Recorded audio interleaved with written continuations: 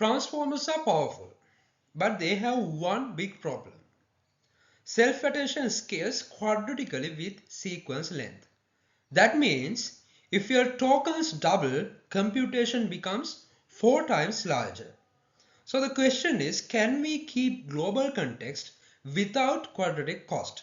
That's exactly what FastFormer tries to solve. In standard attention, every token talks to every other token.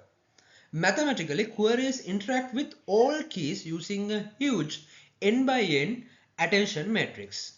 This gives great context modeling, but complexity becomes quadratic. Many solutions exist like sparse attention, linear attention, or hashing attention. But they either lose global information or introduce approximation errors. FastFormer takes a completely different idea.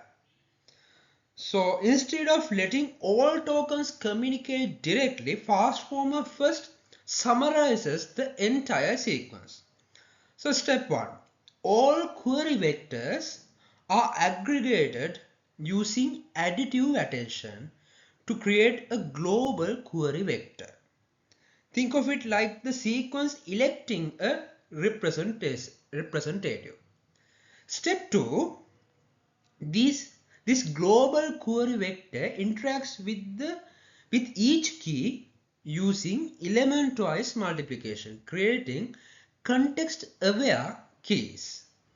Then those keys are summarized again into a global key vector. Now we have a compact global understanding of the sequence. Next, the global key interacts with the value vectors using another element-wise multiplication. Each token receives global context information. After linear transformation, the result is added back to the original queries using a residual connection, as you can see here.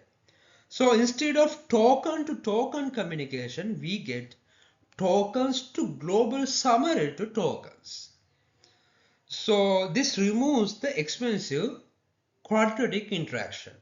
Complexity becomes linear in sequence length. Even better, FastFormer also uses fewer parameters than the standard transformer.